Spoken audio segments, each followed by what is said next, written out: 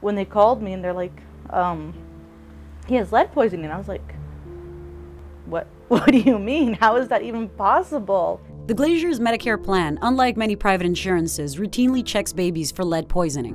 When Andrew, now 4, was 1, he tested positive.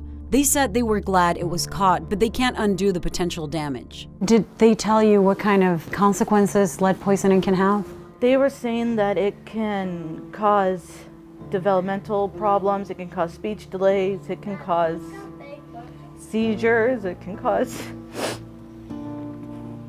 Sorry. I'm gonna cry, but they found it in the paint. Every room in the house tested positive for lead. Come to find out that he was getting it from the dust on the windowsills when he would play, because he was a little guy at the time. He would play and have drool on his fingers and his hands, and then he would, like he's doing now, he'd just chew on everything. They couldn't afford to remove the original lead paint, so they just kept adding more and more paint layers to trap the lead. We ate ramen for the last week that we had to paint the house because we had to buy 5 gallons worth of paint, and it was as much as we could afford at the time. We weren't able to do the upstairs. We had to get a donation from a friend of ours.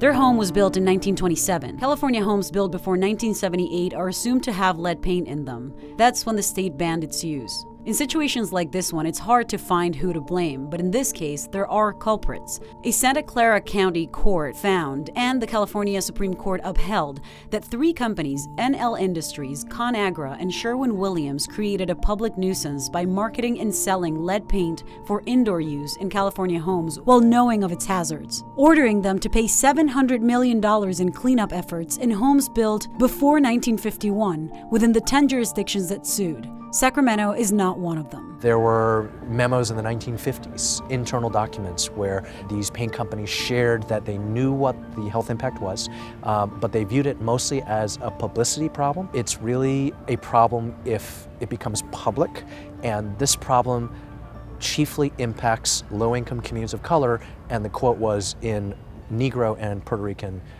neighborhoods. Through 18 years of litigation and 4 appeals, Mary Alexander fought these 3 companies in court. What these lead paint companies did was sell and promote lead paint and sell and promote it for use in children's nurseries and in homes when they knew that it was dangerous for children.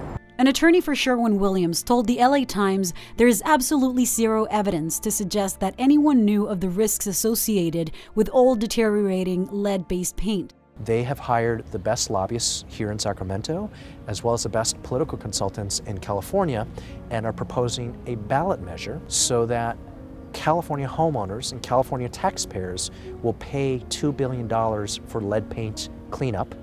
And the ballot measure also says that these 3 companies will be completely absolved of their liability. I have never seen companies try to avoid what the courts have said and the judgment against them by filing an initiative. It does not let the paint companies off the hook.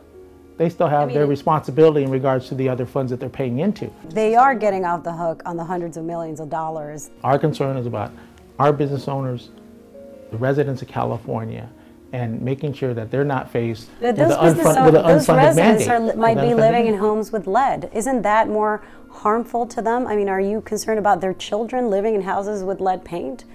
That always concerns us. But again, you know, we feel that homeowners are responsible. They're removing their lead paint, but we don't think that it should be mandated. Now you have all these homes classified as nuisance, millions of homes. But I think that nobody's being mandated to do it. It's the thing that I'm concerned about, that this is the message that's being spread, like people are mandated to do it. They are not.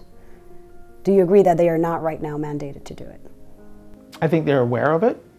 I think they're aware of, I think people throughout the state are aware of lead paint. Part of the campaign consists of telling voters that their property values will be affected by the ruling, and their homes will be red tagged if they were built before the lead paint was banned.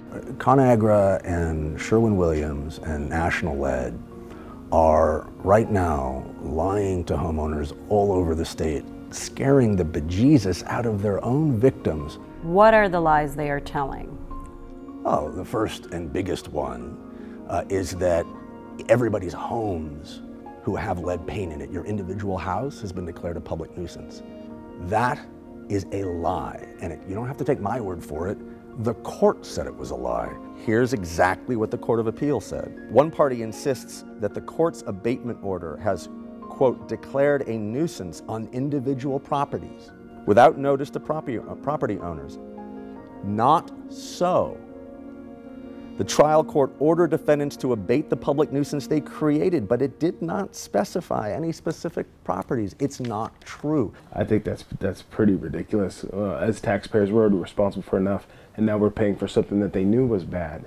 For more stories like this one, remember to subscribe. And if you have comments or your own stories, or if you want to let me know what I should be covering next, please do so in the comments section below.